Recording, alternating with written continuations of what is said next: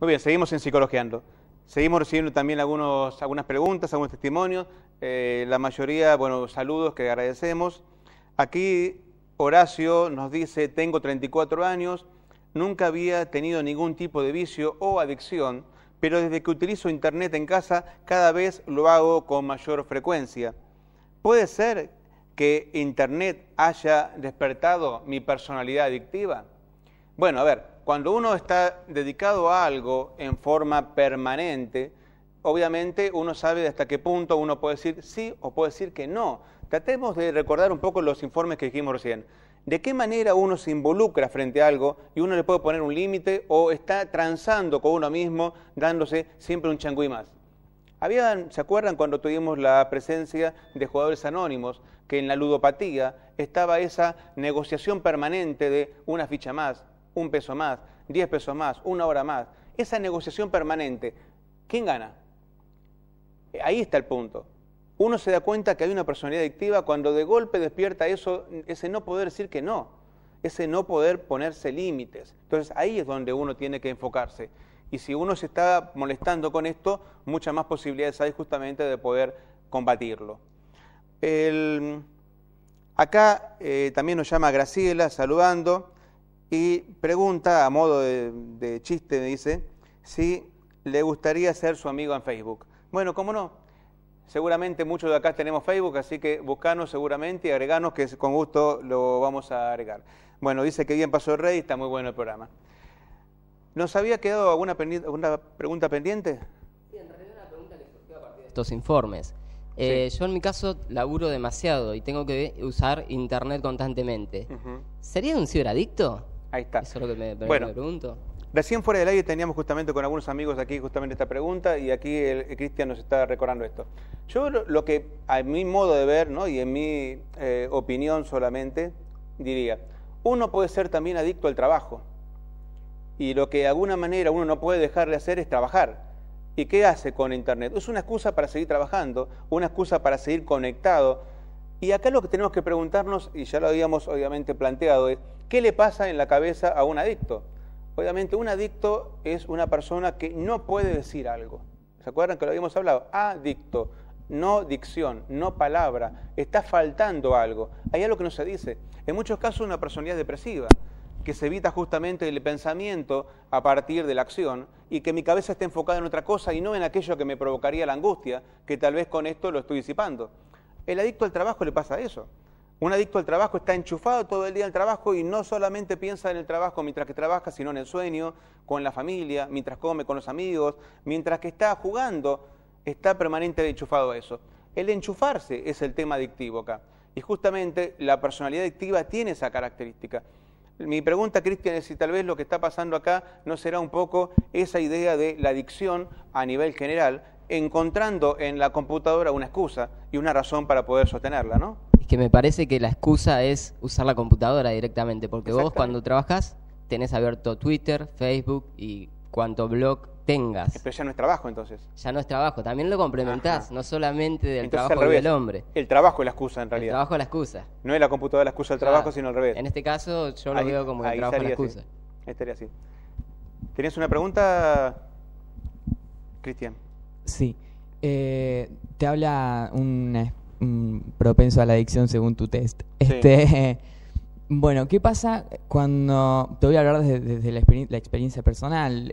Yo participaba de un grupo de amigos en el que nos encerrábamos en un ciber a la noche que por una promoción bastante barata, en otra época igualmente, nos dejaba conectarnos toda la noche y jugábamos juegos en red. Hay un juego que había en ese momento, que igual creo que sigue existiendo pero con menos visitas, que es el Mu, que es un juego muy parecido al que se mostró en el informe, en el pedacito de Ben X de la película. Es un juego así como medio medieval. Bueno, nos conectábamos mucho. Habían algunos que eran ya demasiado viciosos, estaban las 24 horas. Pero esa adicción con el tiempo se transformó en una moda que se dejó de tiempo.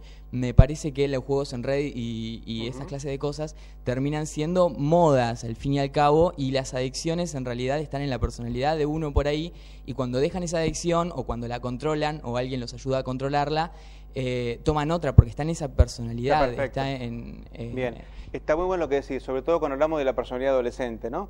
Que como habíamos comentado ya en un programa anterior, es tan adictiva. Acá la cosa es saber que las modas generan, o sea, suponete que yo me compro la moda, ¿sí? Entonces yo por moda estoy parte de mi adolescencia enchufado. La pregunta es qué consecuencias le trae.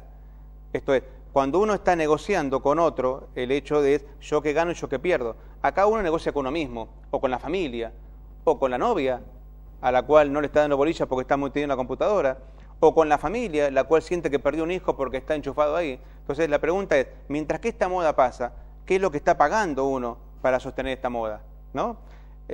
Todos creo que de alguna manera, los que somos de esta generación, un poco, me estoy metiendo un poco en ustedes, pero digo, más o menos la generación de los últimos 30 años, que nos enchufamos tanto en todo lo que es la tecnología, fuimos en algún momento adictos a la televisión, adictos a la computadora.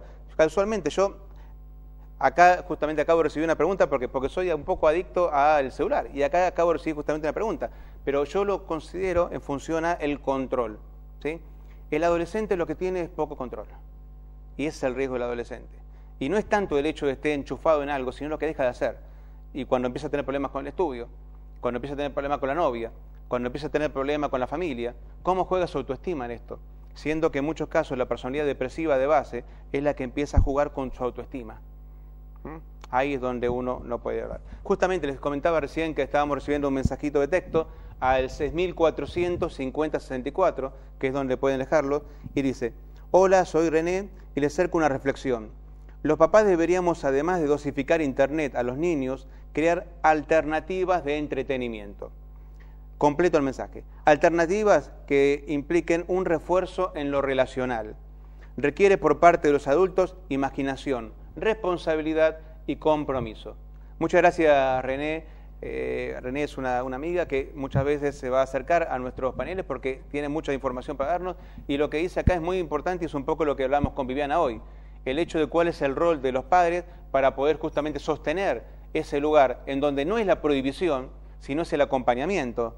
Y justamente a partir de lo creativo es como justamente nos recomienda René. Cristian. Sí, hay lugares entre comillas, en la red, en los que se generan grupos de gente que se relacionan obviamente inicialmente por este medio, pero que después generan contacto personal, contacto social como fin. Ejemplo, el Facebook, que es uno de los principales, antes era el Fotolog, ok, ahora es el Facebook, como decías vos, la mayoría tenemos uno,